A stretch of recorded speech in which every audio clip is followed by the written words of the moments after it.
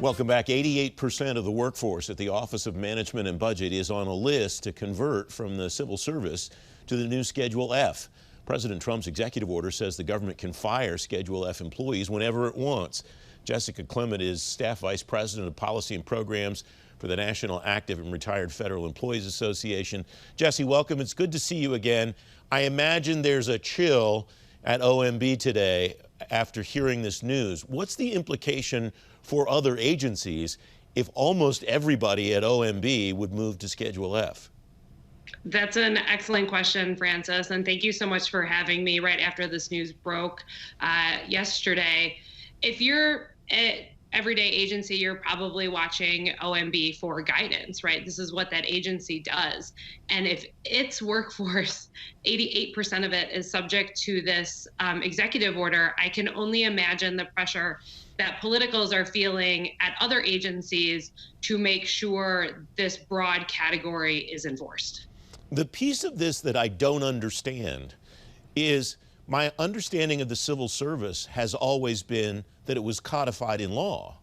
And constitutionally, I'm not sure that I'm aware of any precedent where an executive order can completely alter something that's been decided legislatively and signed by the executive at the time that the law was passed.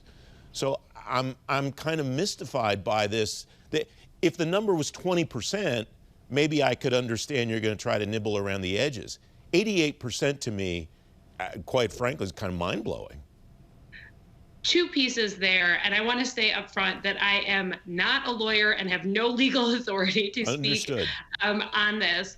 But it is our understanding in speaking with lawyers that creating a new schedule like Schedule C, Schedule A, this isn't the first new schedule for the civil service, that the Trump administration is within the law to do this through an executive order, that these types of things are covered in regulations, not necessarily statute.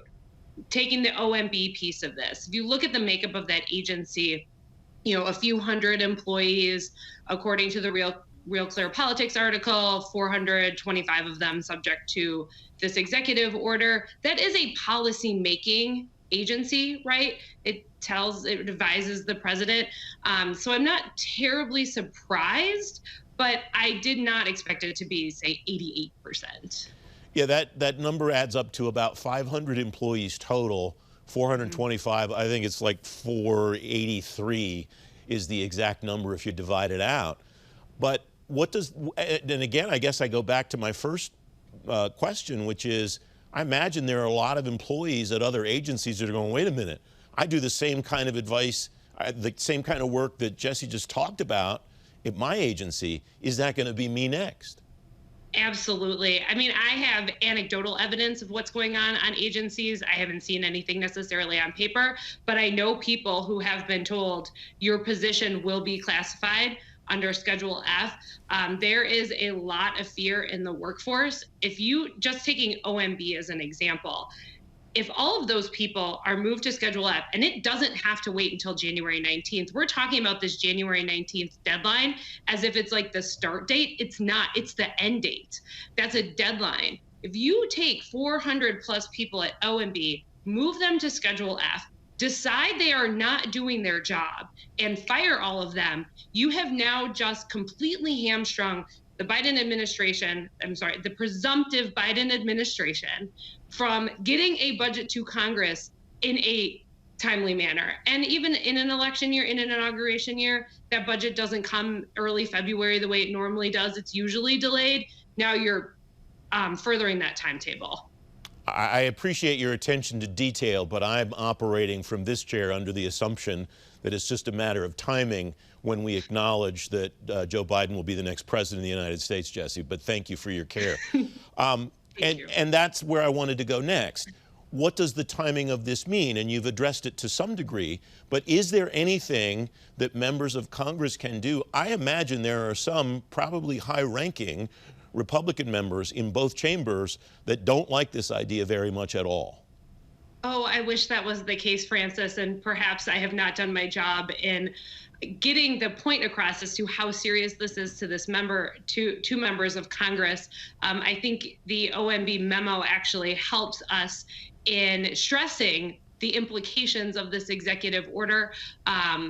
Congress absolutely has the authority to stop this. There is legislation in both chambers that would do it. Looking at the Senate piece of legislation from Gary Peters of Michigan, the language in that bill would stop appropriated funds from implementing this order. It basically stops the executive order. That is the language that NARF is pushing to get into the next appropriations package, whether that be an omnibus or a CR. That language is crucial. But that's a conversation that Congress is having now with a start date of December 12th at the earliest, or at the soonest. This is, if you look at the information coming from OMB, there is nothing stopping agencies from moving folks into Schedule F before December 11th and then firing them. What to do next then? We have less than a minute left, Jesse, but what are the options? It doesn't sound like the options are very good.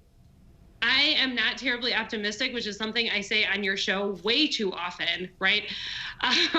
But I think it is imperative that federal employees, contractors, I sent over the coalition letter that NARF signed along with a broad array of stakeholders. This isn't just limited to the federal workforce, the people who care about this. It is imperative that federal employees, federal contractors, any organization that has concerns with this executive order, that they take this to Congress and stress that we cannot just let this play out, let a Biden administration come in and then rescind the executive order. It is not that simple. If people are moved into Schedule F and Biden rescinds the executive order, well, what do you do with all those people? Did they just lose their job? There's a whole host of implications on the back end. It is imperative that those of us who are working on this issue work to stop it before it even takes effect, before these 400 people at OMB are moved into this new category and potentially fired. Jessica Klement, thank you very much as always. Thank you, Francis. Have a happy Thanksgiving.